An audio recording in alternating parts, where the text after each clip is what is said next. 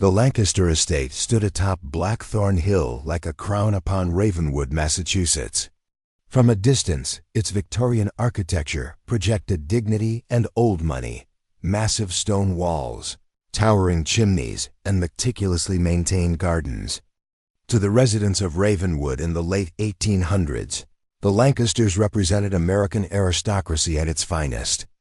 They were considered royalty, explained Eleanor Winters, local historian and author of Ravenwood's Forgotten History. When Theodore Lancaster moved his family here in 1878, after making his fortune in textile manufacturing, they immediately became the social center of the community. Theodore and Constance Lancaster, along with their 3 children, Edward, Abigail, and William, were fixtures at every charity ball, church fundraiser, and town celebration. Their philanthropy seemed boundless, donations to build the town, library, scholarships for promising young men, and generous contributions to the local orphanage.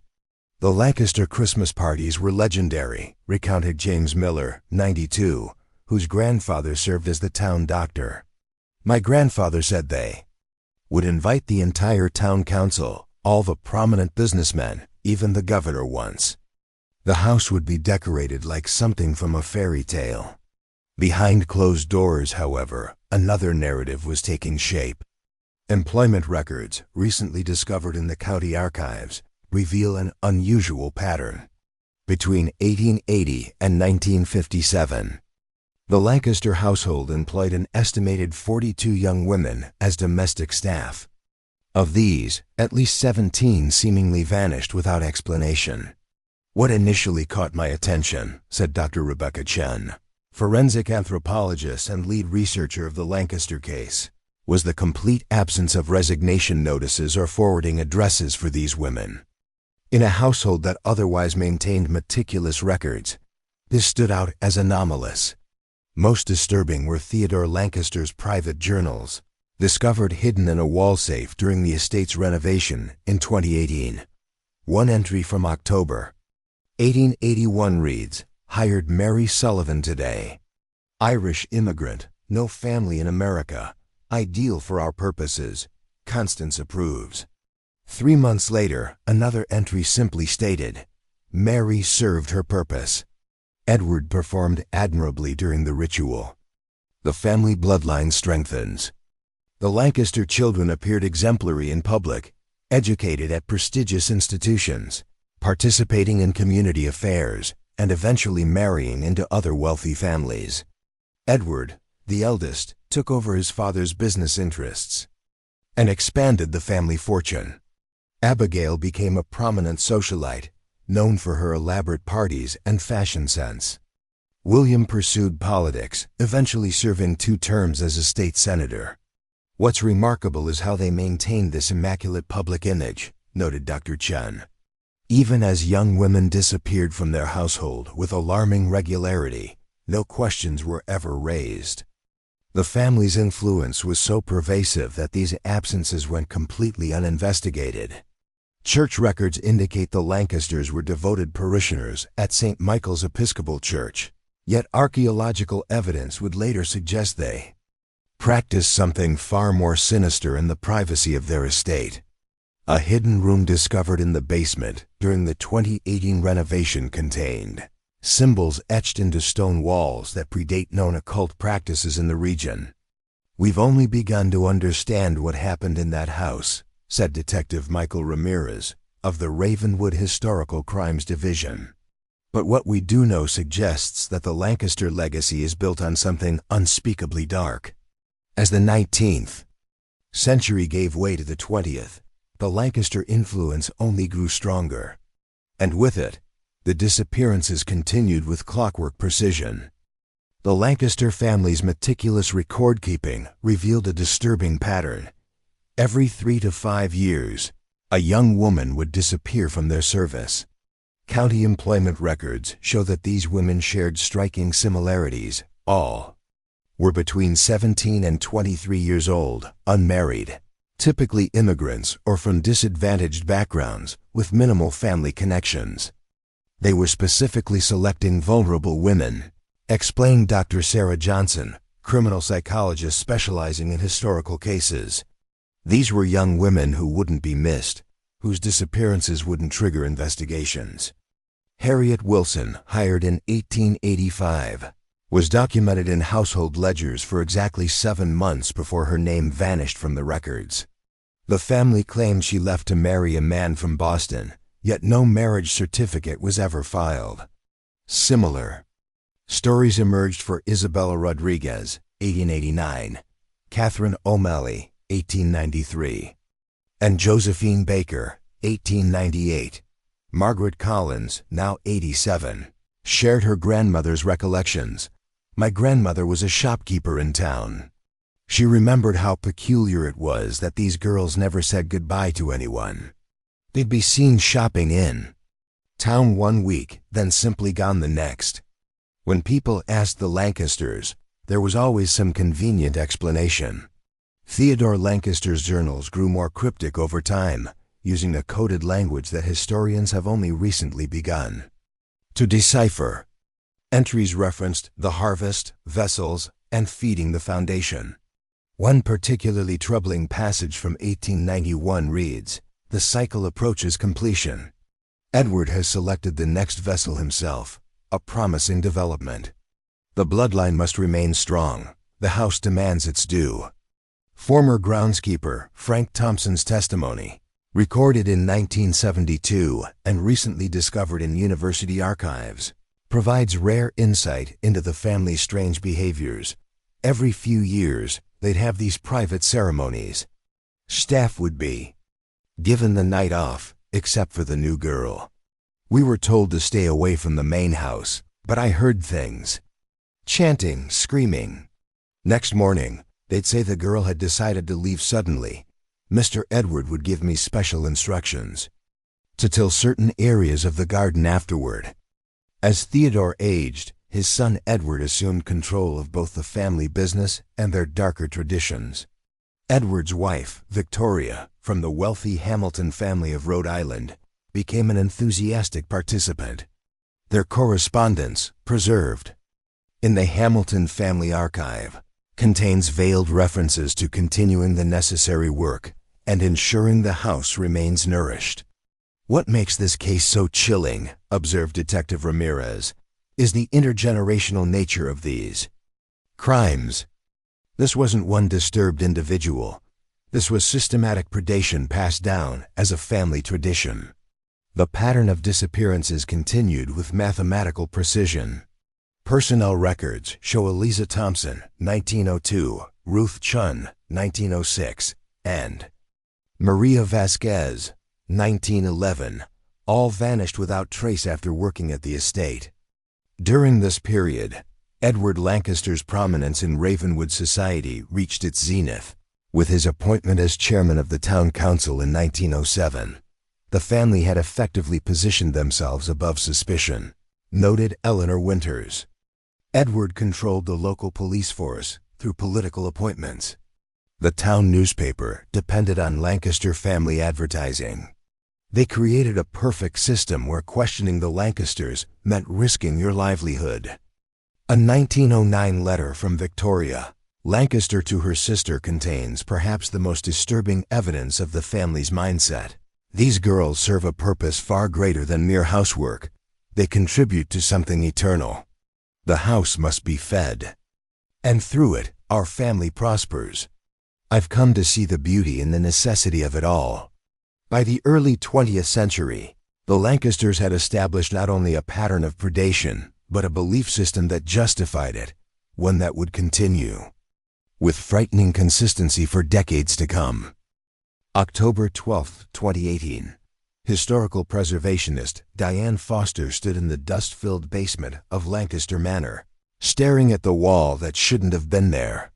The architectural plans showed this space continuing another 15 feet, she would later tell police.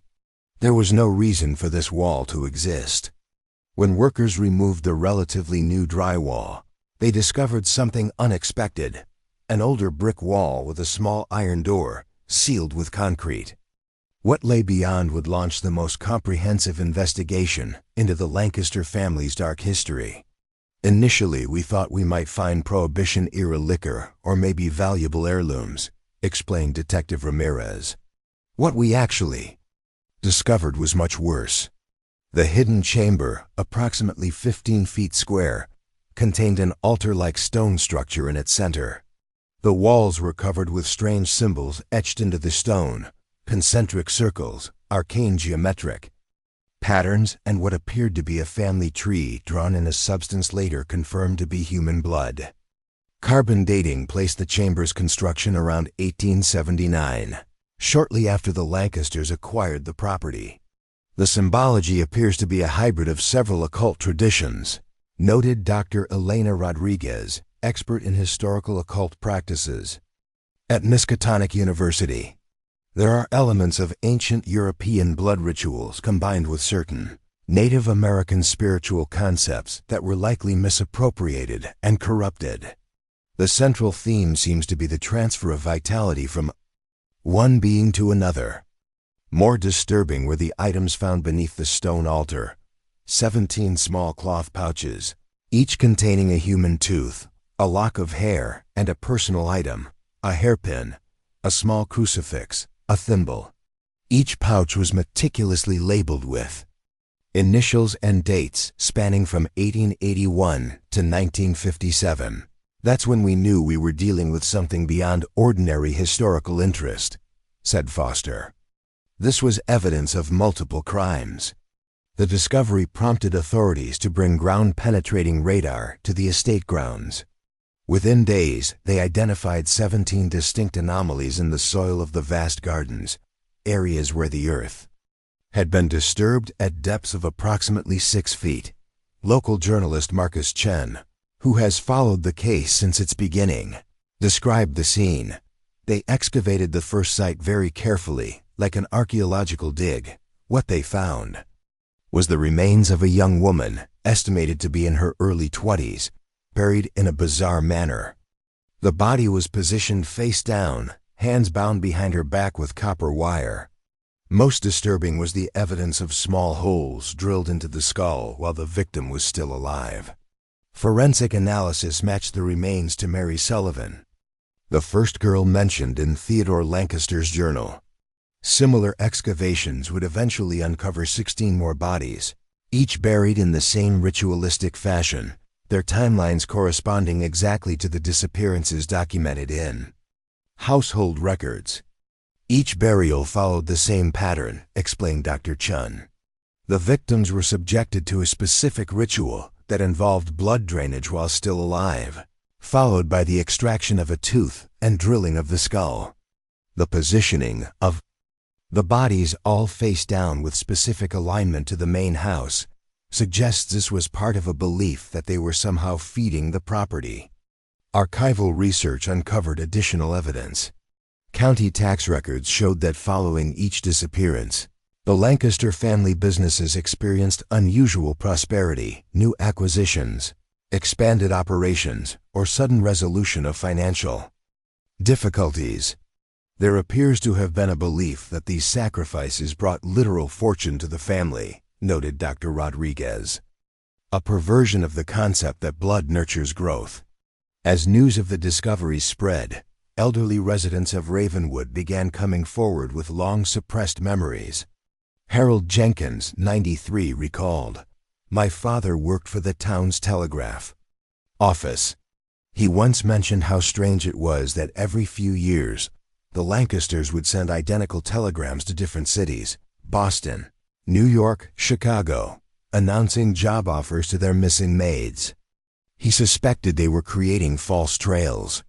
By December 2018, the investigation had expanded to include federal authorities, forensic anthropologists, and historians specializing in occult practices.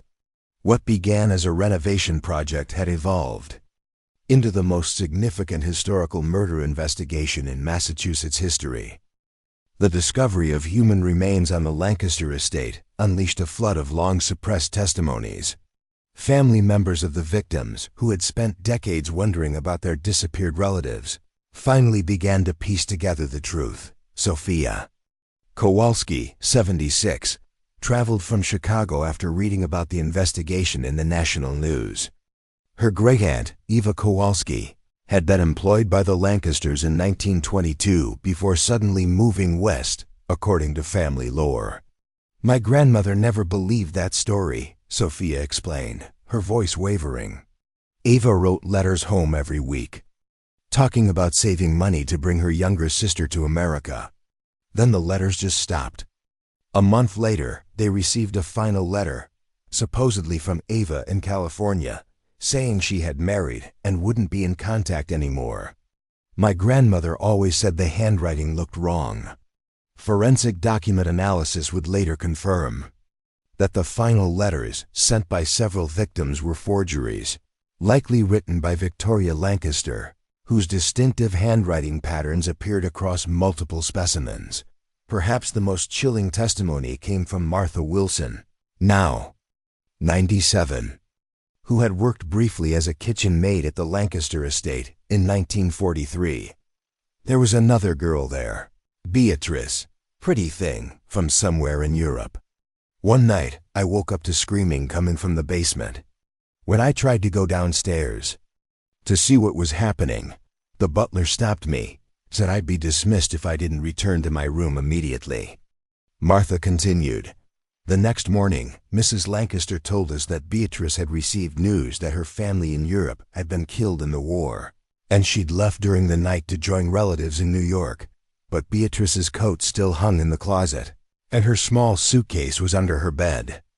I knew something was wrong, but who would believe a kitchen girl over the Lancasters?"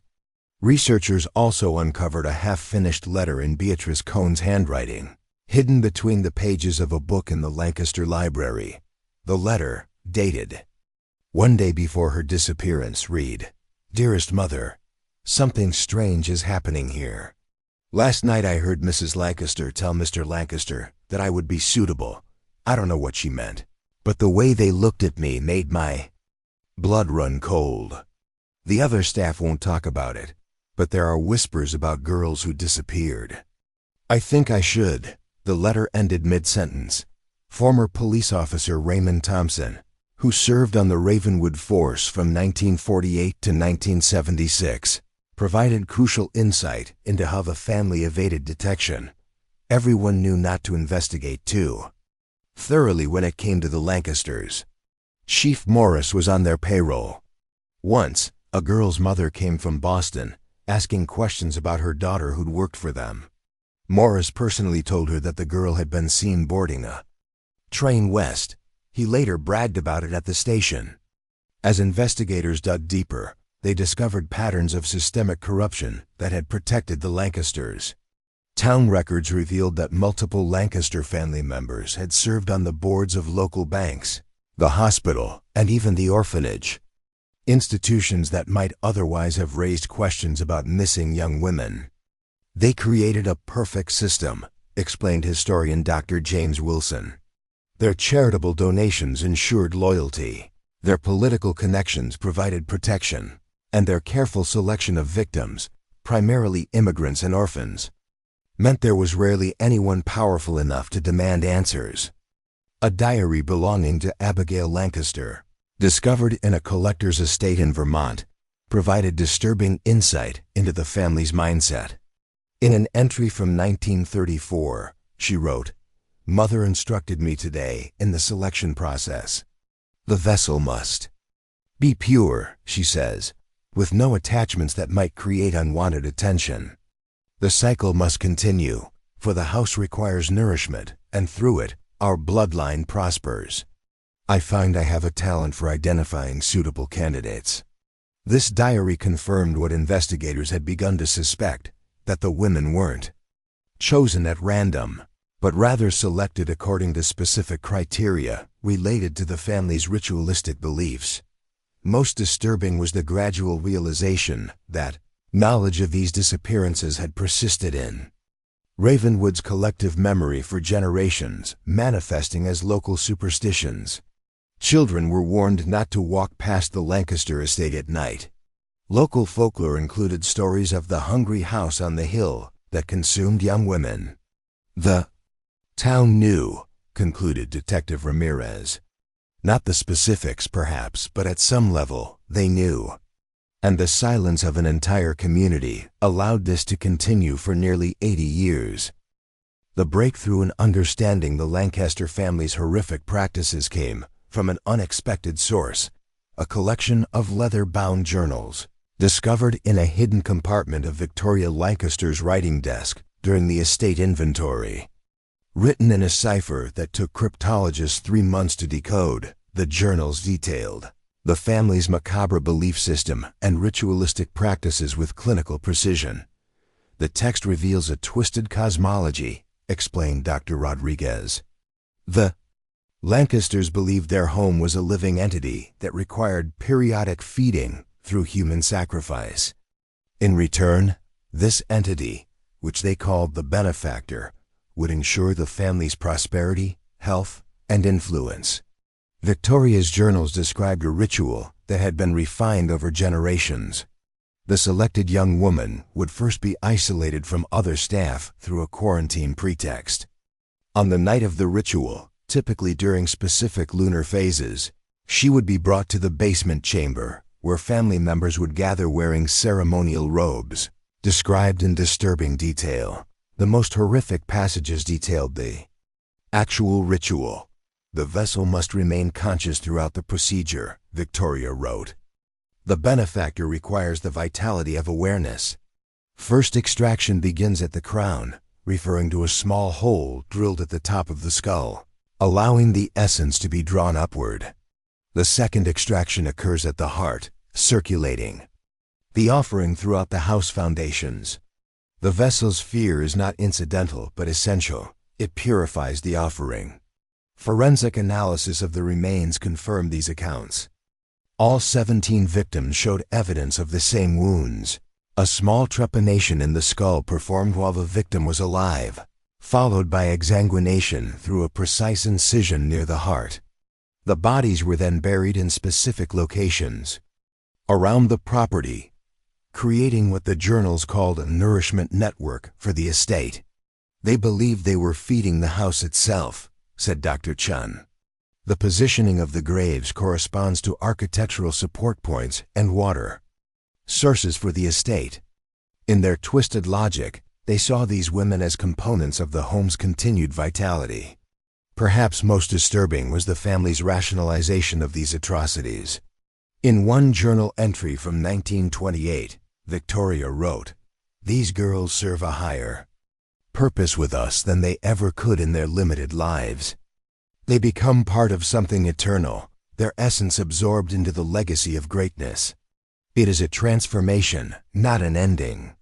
The journals also revealed how the tradition was passed down through generations. Children of the family were gradually introduced to the practice, first as observers and eventually as participants. Edward Lancaster's son, Theodore II, described his first participation at age 16 as a communion with our family's strength, and the moment I truly became a Lancaster. Architectural historian Dr. Thomas Wright identified elements of the house itself that supported the family's delusion.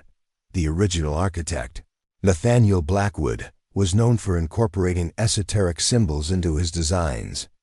The Lancaster mansion features subtle motifs throughout, patterns in the woodwork, specific proportions in room designs that correspond to occult beliefs about energy flow and containment. The family likely interpreted these as confirmation of their beliefs.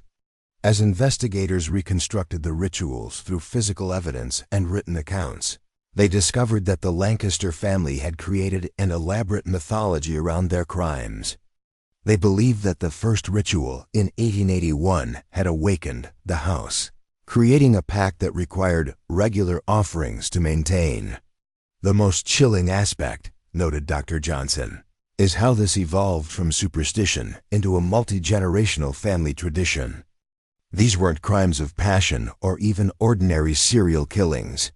They were ceremonial acts performed with the full belief that they were necessary and justified. Victoria's journals also revealed how victims were selected and groomed. The family would observe potential vessels for weeks, noting their health, temperament, and family connections. They preferred women who were vibrant but isolated, believing this combination produced the most potent offering. The final pages of Victoria's last journal, dated 1957, expressed concern about the family's future. Theodore lacks conviction in the necessity of our traditions. He speaks of modernization and unnecessary risk. He fails to understand that our prosperity and the house are inextricably bound. Without nourishment, all we have built will fall. I fear for the generations to come if the cycle is broken. This entry coincided with the last documented disappearance, Elizabeth Walsh, in 1957, suggesting that Theodore II may have ended the practice after his mother's death, perhaps out of fear of discovery rather than moral objection. The ritual stopped, said Detective Ramirez, but the family's silence about their crimes continued for another 60 years. As the investigation progressed, authorities turned their attention to the later generations of the Lancaster family. What happened after the rituals ceased in 1957? Did the knowledge of these atrocities continue to shape the family's actions? Theodore Lancaster II, who inherited the estate after his father Edward's death in 1952, represented a turning point. Unlike his predecessors, Theodore II had received a scientific education at Harvard in the 1940s. His personal correspondence, recovered from university archives, revealed a man increasingly skeptical of the family traditions. In a letter to his wife Margaret dated 1956, he wrote, "Mother's insistence on the old ways is becoming dangerous. Times have changed. People ask questions now that they wouldn't have dared ask in my grandfather's day. I cannot risk everything we've built on these superstitions." Financial records indicate that following Victoria Lancaster's death in 1957, Theodore II began systematically dismantling certain aspects of the family's isolation.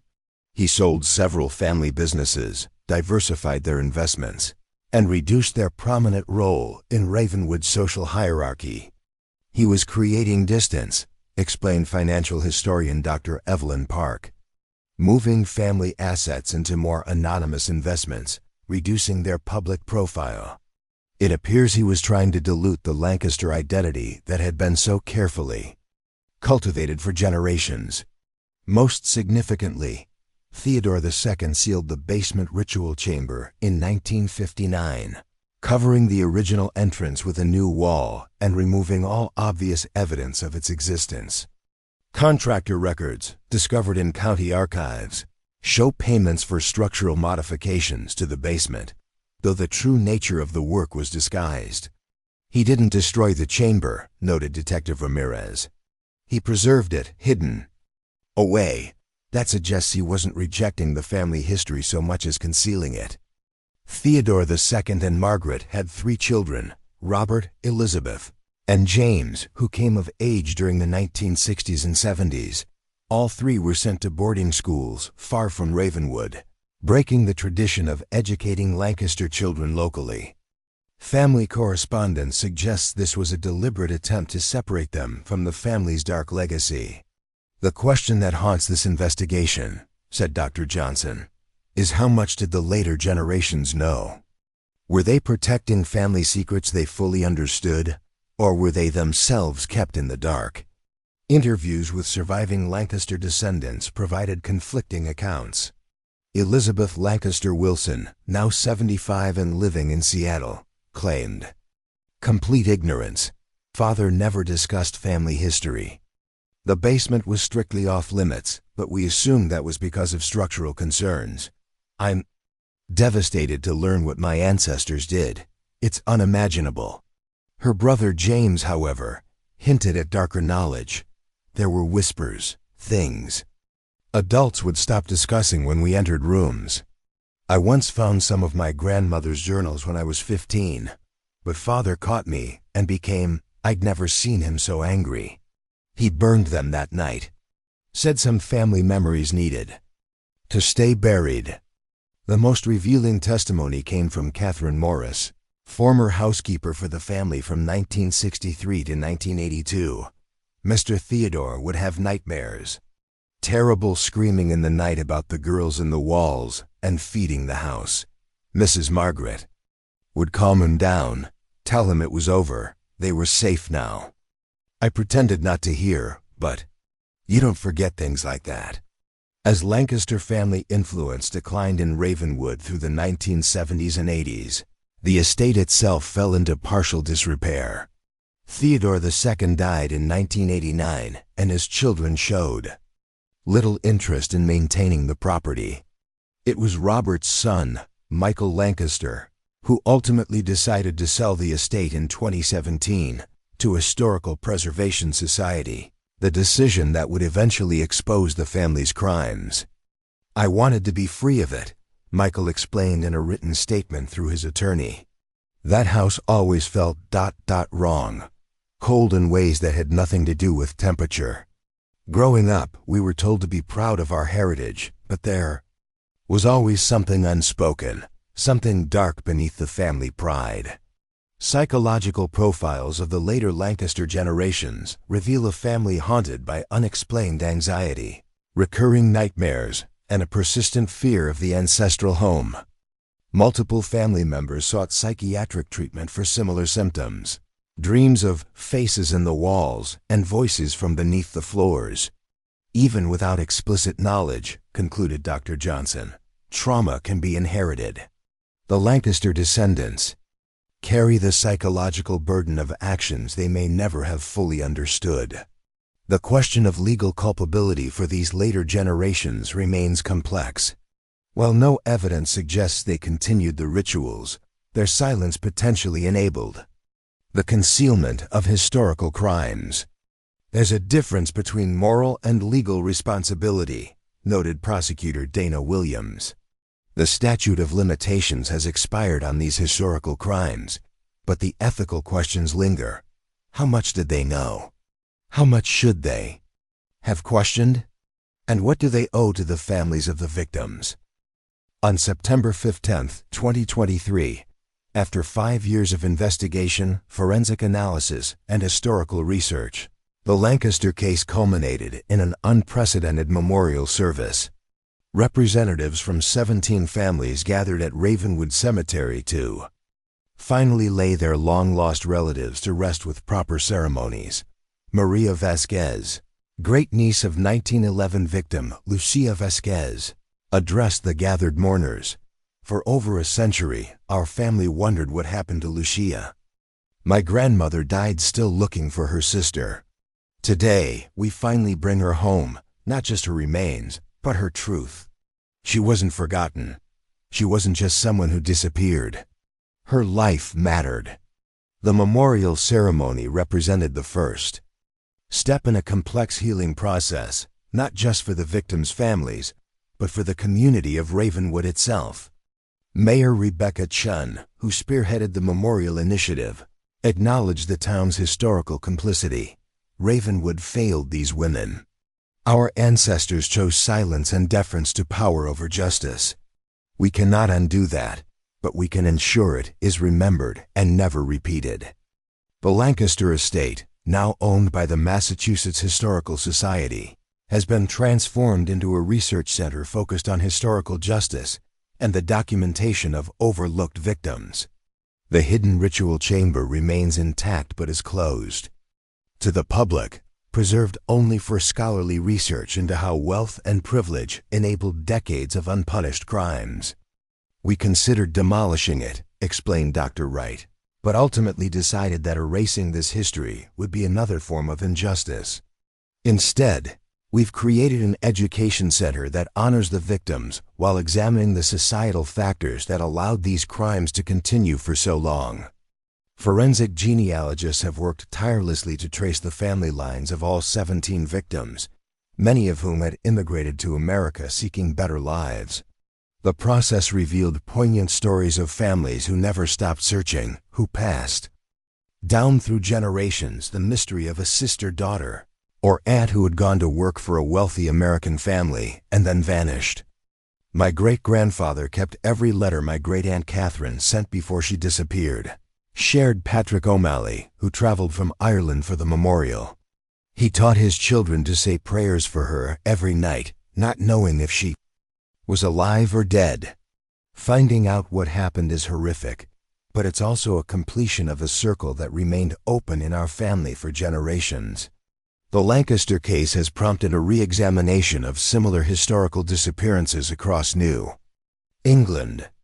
Historical societies in 3 neighboring states have launched investigations into wealthy families with patterns of domestic staff vanishing under suspicious circumstances.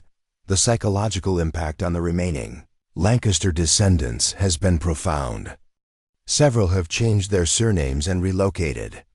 Others have committed to substantial financial reparations to the victims' families, though many survivors emphasize that no monetary compensation can address the true depth of the injustice. Elizabeth Lancaster Wilson established the Lancaster Atonement Foundation, which funds educational opportunities for young women from disadvantaged backgrounds. "I cannot undo what my ancestors did," she stated, "but I can try to create something that honors the potential that was stolen from these 17 women." The most difficult questions remain philosophical ones. Historian Dr. Wilson reflected, "How do we reconcile the public achievements of families like the Lancasters, the libraries they built, the charities they funded, with the knowledge that their prosperity was linked to unspeakable crimes? What does it mean when a town's historical identity is built on a foundation of hidden atrocities?" For the descendants of the victims, the answers are more personal. Sophia Kowalski placed a photograph of her great-aunt Eva on the newly installed memorial. She came to America with dreams, with talents, with the right to a full life. The Lancasters saw her as a sacrifice to their prosperity. But we reclaim her now as what she truly was, a person, complete and valuable in herself, not a means to someone else's ends. Forensic analysis of the Lancaster house continues to yield new insights. Ground-penetrating radar recently identified anomalies beneath the main parlor floor, suggesting that earlier victims may have been buried within the house itself before the practice of garden burials began. "This case will never truly be closed," concluded Detective Ramirez. "We continue to uncover layers of this family's crimes, to identify victims we didn't know existed, and to understand the full scope of how power and privilege created perfect conditions for decades of murder." As night fell on the memorial service, 17 lanterns were released into the sky above Ravenwood, one for each woman whose life was sacrificed to feed the Lancaster family's prosperity and the terrible hunger of their house on the hill.